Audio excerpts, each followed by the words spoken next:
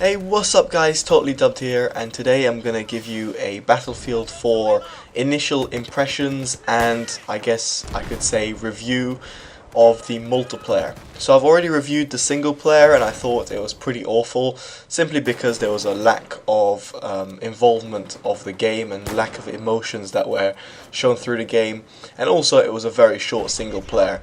I know Battlefield is not known for single player, but it still should be pointed out and I guess reviewed, as you are paying for the whole game and not just a certain aspect of it. But that said, Battlefield has always been known for the multiplayer. Back in Battlefield 2142, you never used to have even single player available as an option to play. So it's always been about the multiplayer. And how does the multiplayer feel? To let you guys know, I play on PC. I'm running on Ultra and my average frame rate is around 60 frames per second. With that said, I have had a lot of problems with running Battlefield 4. And by that I mean because of server crashes, which have got nothing to do with my PC, random crashes actually happening simply because of the game just crashing, or certain glitches, as you can see right now as I was just underneath the map as I spawned on it, and other problems that revolve around the game, which, for example, you've got audio glitches of audio cutting in and out, therefore you cannot hear anything whilst you're playing the game, and other certain aspects of the game that still need to be looked into.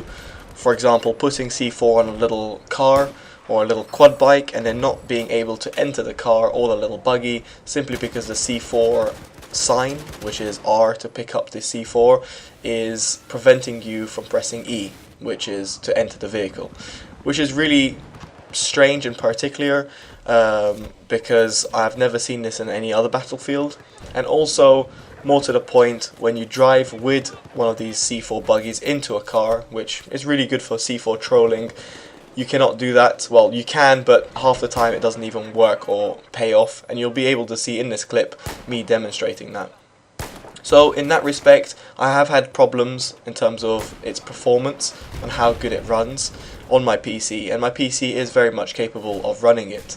I run an i7 at 4.5 GHz with a GTX 680, so I can run on Ultra. And here you go, here's an example of the C4 not blowing up and then me getting killed as a result of it. Would have got a nice quad C4 kill right there, but that didn't play out.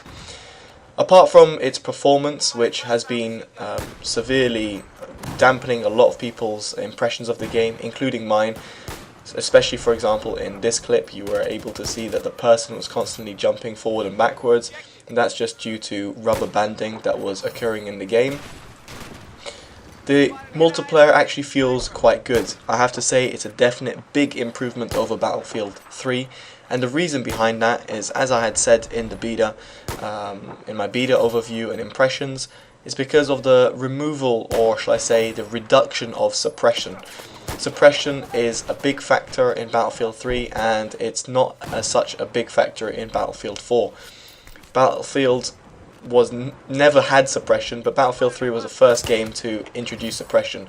Suppression was a little bit abused, and by that I mean when you were constantly suppressed, your shots were being shot like they were shot towards the moon, nowhere near your target or anything like that.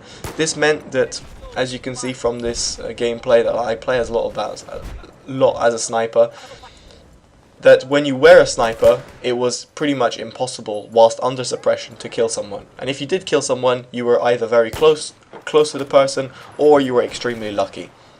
Most of the time it was luck for me, it was just an odd luck, but my enjoyment as playing as a sniper was really, really bad.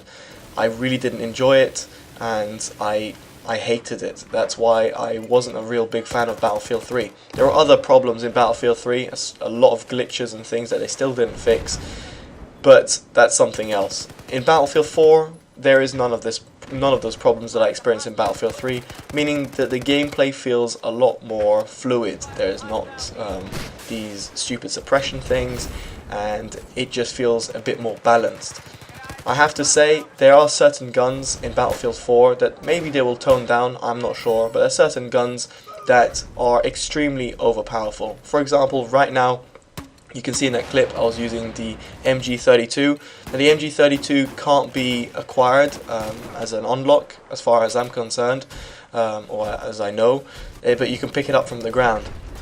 If you pick up that beast and you shoot people, you can destroy anything. You can destroy vehicles, you can destroy people, pretty much anything in your path. However, guns that can be unlocked and you can use all the time on your classes, for example the M249, one of my personal favorites but extremely overpowerful gun. The AEK is another example, the M416, the AK-12. A lot of the assault rifles actually are quite overpowered in this game, and a lot of people use these guns.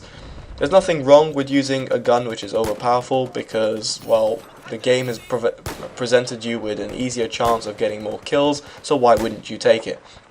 However, it would be nice if EA looked into this and tried to balance it out a little bit.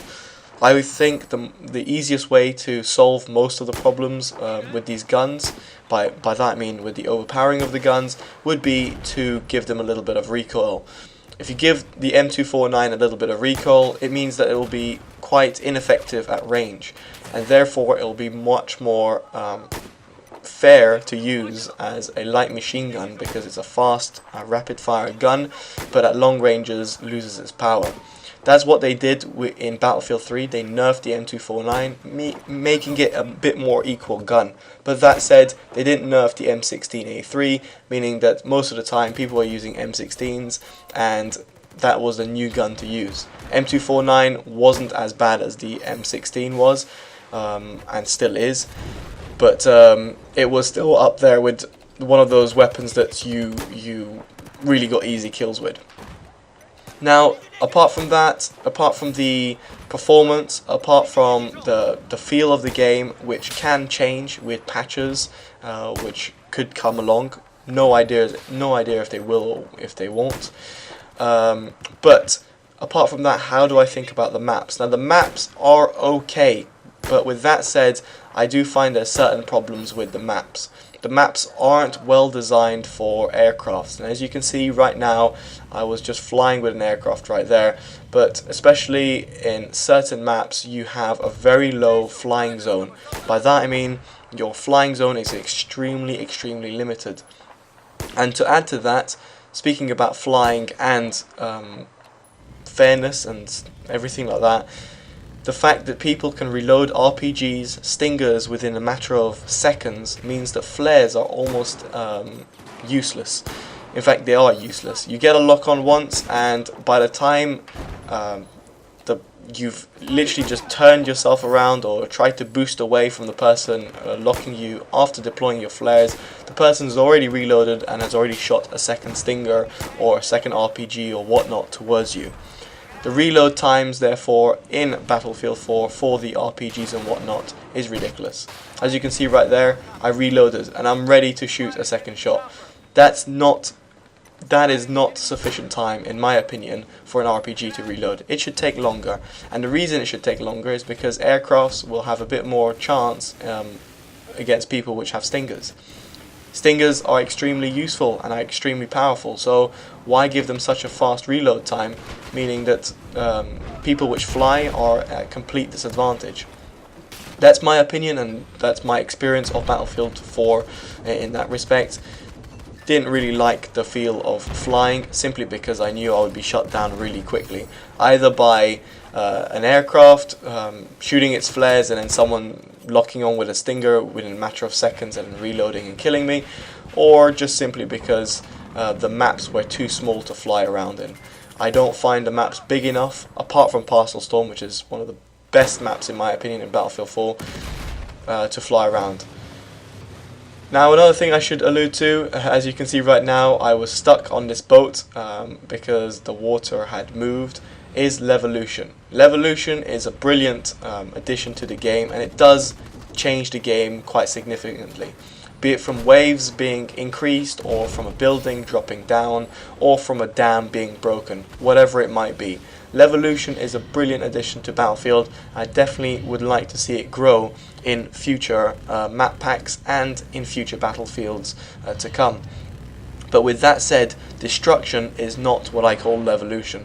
Levolution, in my opinion, is something that changes the game in a certain way, so the way you play is changed, or means the map feels different. But destruction for me is something completely different. Destruction for me is changing the terrain actively and constantly. And like in Battlefield 3, I feel that destruction is very limited. It's not like in Bad Company 2, where you could blow up everything and anything, and you can level the whole map, and even create holes in the ground. In Battlefield 3, you are extremely limited, and this is the same thing in Battlefield 4, which I think is an extreme shame. Due to the lack of destruction, the game feels very similar each time you play it. So, long story short, Battlefield 4 multiplayer has impressed me, but only in a certain aspect, and I think they could have done a better job. Alright guys, totally dubbed out. Bye bye.